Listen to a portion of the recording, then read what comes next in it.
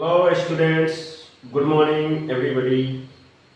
Okay, today I am going to teach domain and range of a relation. Okay, you know domain and range of a relation.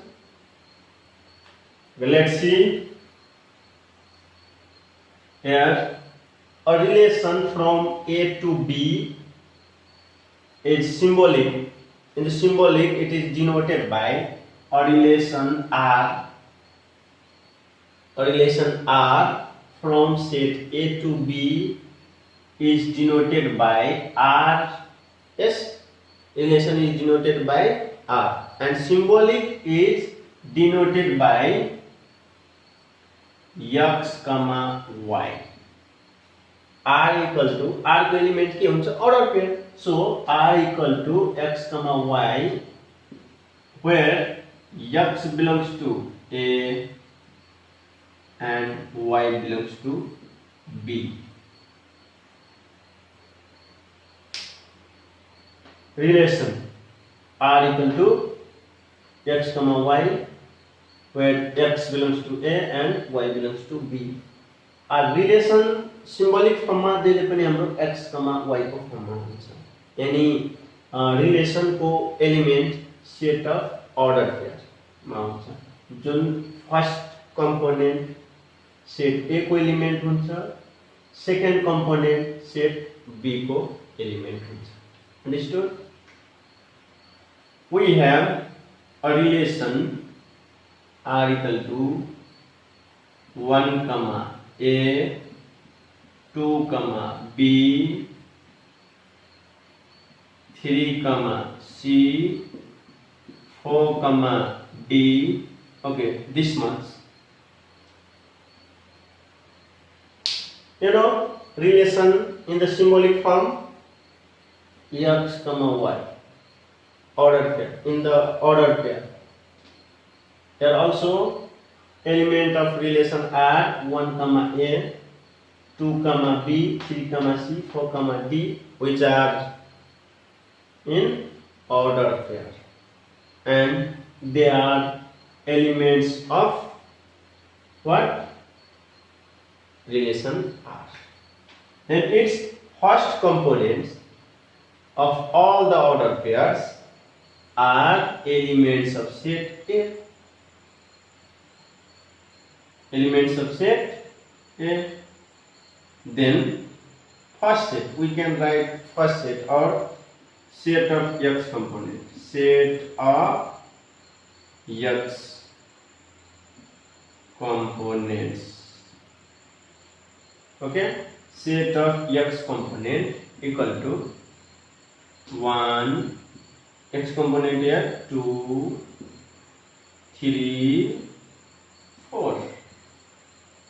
This one. Set of x components of R equal to 1, 2, 3, 4. It is called domain. X component को set लाई जस्तै कुनै relation को all order pair को x component को set लाई हामी के भन्छौं? Domain. Domain. Domain equal to 1, 2, 3, 4. इसलिए हम क्या भन्छौं? Domain. Domain is also a set. Domain is a set of all the elements, all the first elements. Or domain is the set of all the x components of the order pairs of the given relation. Understood? And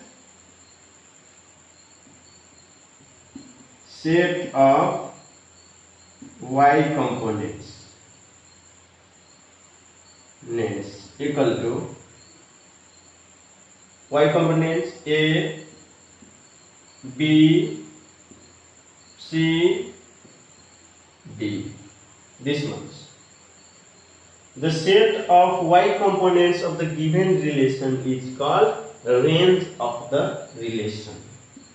Therefore, range equal to A, B, C, D. Range equal to A. Domain is denoted by, or domain is denoted by D, or it is a symbolic notation of domain. Symbolic notation of domain. Domain equal to symbolic में हामी देखाउँदाखेरि symbolic notation भनेपछि x component हो, x component such that x, y belongs to R. R भनेको relation.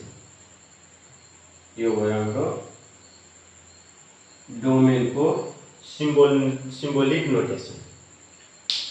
Symbolic notation में हामी डोमेनलाई यसरी देखाउन सक्छौं.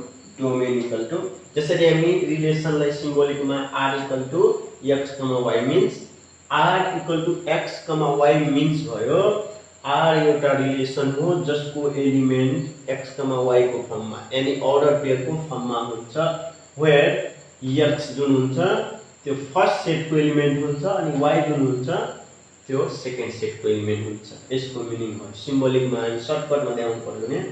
त्यसैगरी set of x component equal to relation को x कंपोनेंट के छ 1 2 3 4 त्यसको सेट भन्नु. जुन सेटलाई हामी डोमेन भन्छौं x कंपोनेंट्स को सेटलाई, त्यसलाई हामी सिम्बोलिक मा देखाउँदा symbolic notation of domain equal to हाम्रो यो डोमेन को एलिमेंट्स के छ x component. So domain equal to x such that जुन x y बाट हो, जुन x such that x y, जुन x y कसको एलिमेन्ट हो रिलेसन R को. यसरी हामीले देखाउन सक्छौं. त्यसै रेन्ज को symbolic notation of range equal to y component छ त y such that x, y belongs to R. यो रेन्ज को सिम्बोलिक नोटेशन छ. रेन्जलाई हामी सिम्बोलिक नोटेशन यसरी देखाउन सक्छौं. अब हामीले यो एक्जाम्पल हेरी डोमेनलाई यति तरिकाले डिफाइन गर्न सक्छौं. डोमेन भनेपछि एउटा के छ सेट छ. ल हाम्रो कन्सेप्ट है, यसबाट हामी कन्सेप्ट लियौं. डोमेन भनेपछि यहाँ के देखिरहेछ हामी एक्जाम्पलमा डोमेन इक्वल टु एउटा सेट छ, कर्ली ब्र्याकेटले इन्क्लोज गरेछ अनि त्यसको एलिमेन्ट सेपरेटेड बाइ कमा छ भने फिक्स त्यो सेट भयो. भनेपछि domain is a set of all the elements, all the first elements. Domain is the set of all the first elements or all the x components of the order pairs of the relation. It's called domain. So we can define easily the set of all the first elements or first components पनि लेख्न हुन्छ. The set of all the first elements of the order pairs of a relation. Understood? The set of domain, it is set, sir. The set of first set all the elements, all the first elements, all the first elements of the order pair. सबै order pair को first elements of a relation is called the domain. Is called the domain of the relation त्यो relation को हामी यसलाई के भन्छौं त domain भन्छौं.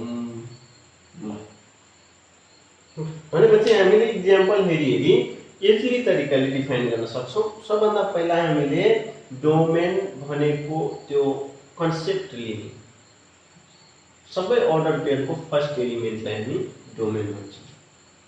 The set of all the first elements of the order pairs of a relation is called the domain of the relation. ठ्याक्कै second elements भनेपछि हाम्रो यसमा सेकेन्ड एलिमेन्ट छ भनेपछि रेन्जलाई हामी डिफाइन गर्दा सेकेन्ड एलिमेन्ट लेखिदिनु।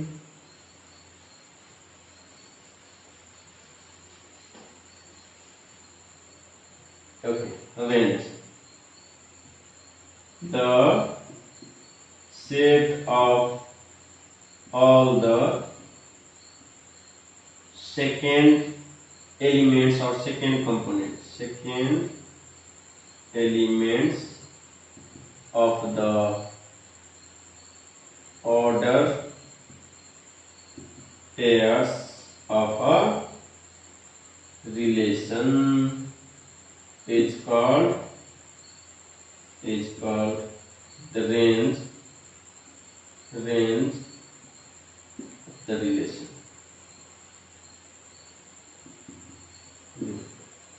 रेन्जलाई हामी यसरी डिफाइन गर्न सक्छौं। रेन्ज भनेपछि के छ?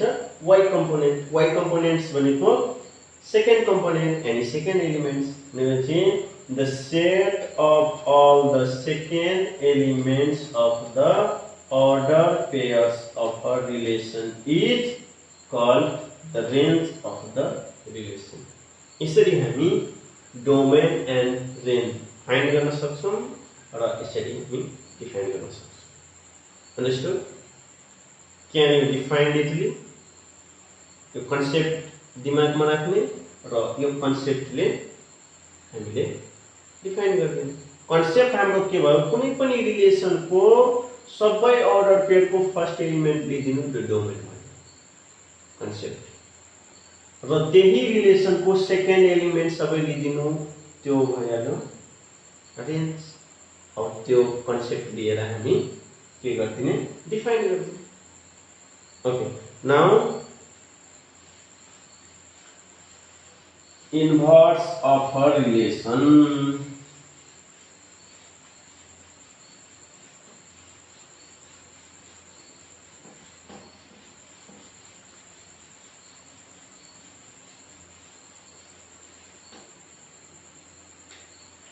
Okay, now inverse of a relation or inverse relation. Okay, inverse relation भनेको ठ्याक्कै त्यसको अपोजिट हुन जान्छ। जस्तै हामीसँग कुनै रिलेसन छ, यहाँ r relation is denoted by capital letter of r equal to 1, 2. Okay, 2, 3, 3, 4 and 4, 5. This यो रिलेसन हो। अब यसको इन्भर्स के भइहाल्छ? Inverse relation is denoted by r inverse. यसलाई हामी r इन्भर्स पढ्छौं। r inverse is also relation. अब इन्भर्स मा के भइहाल्छ? यहाँ 1, 2 छ भने 2, 1, 3, 2, 4, 3, 5, 4. Okay, understood? यसमा अब हेर्नु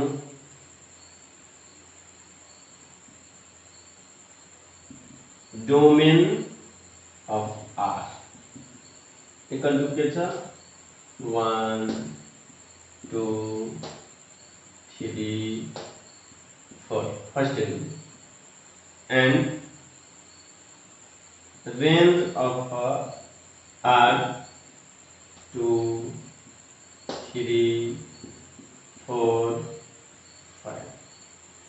Again,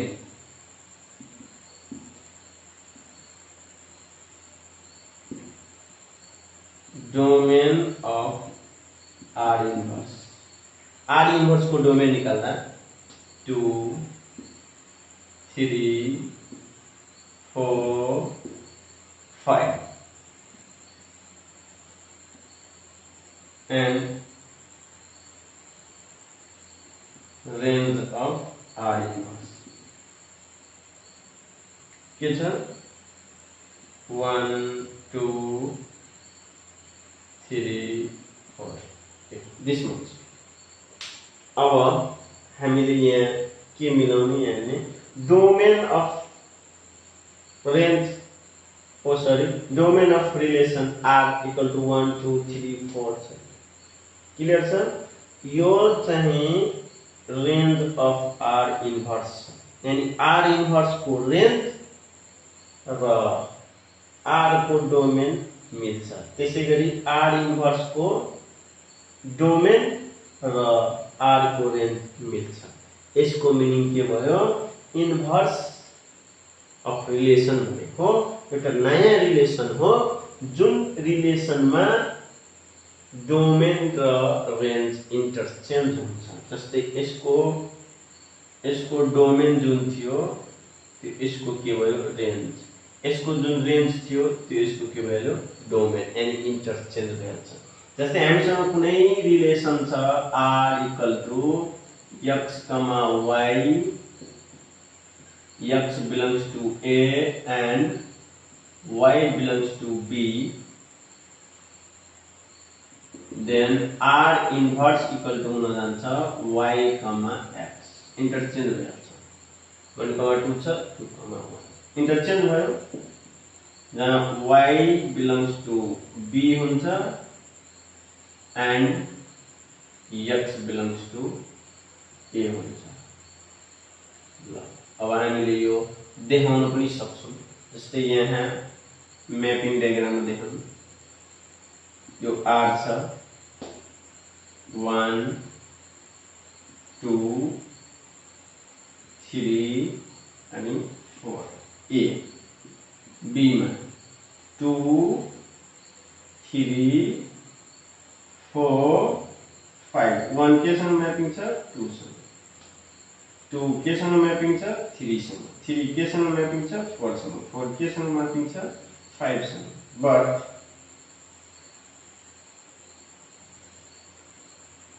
R इन्भर्स यसमा अब R इन्भर्स मा फर्स्ट मा 2 3 4 5 जुन 2 3 4 5 के थियो? 2 3 4 5 B अनि यहाँ आयो के B। अनि अब सेकेन्ड 1 2 3 अनि 4 यो 1 2 3 4 के थियो? A यहाँ आयो A।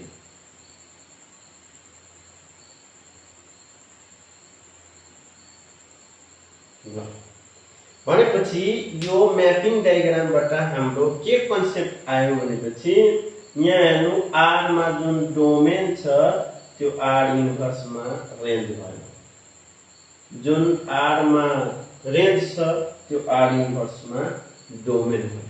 भनेपछि यसलाई अब हामीले यो कन्सेप्टले इन्भर्स अफ रिलेसनलाई डिफाइन गर्न इजी तरिकाले सक्छौं।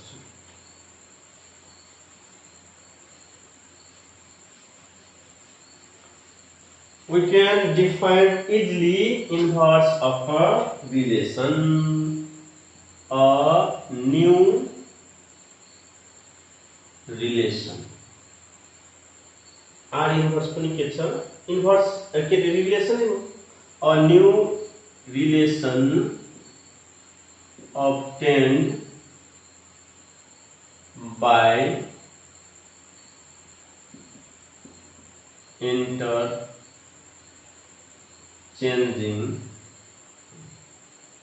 R इन्भर्स एउटा के छ त?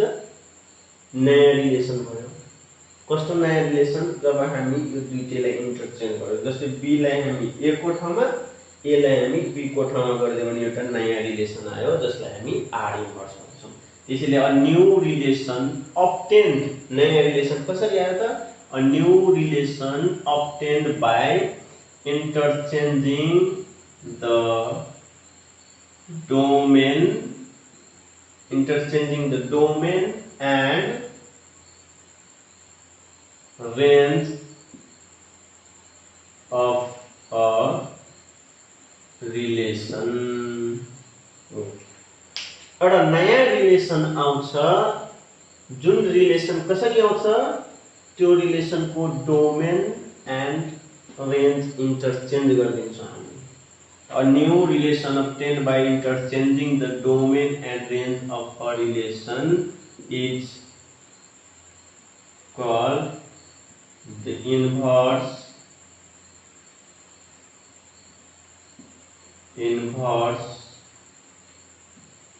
of the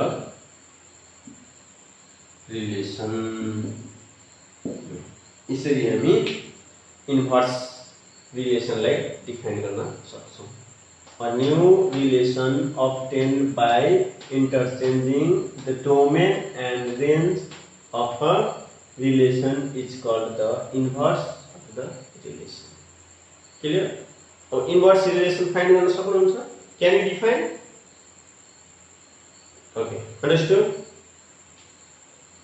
यो हाम्रो रिलेसन हो, यो हाम्रो इन्भर्स हो. यसरी हामी inverse of a relation define गर्न सक्छौं र यसरी हामी इन्भर्स रिलेसनको इन्भर्स फाइन्ड पनि गर्न सक्छौं. Okay, this much for today. Thank you. Bye bye.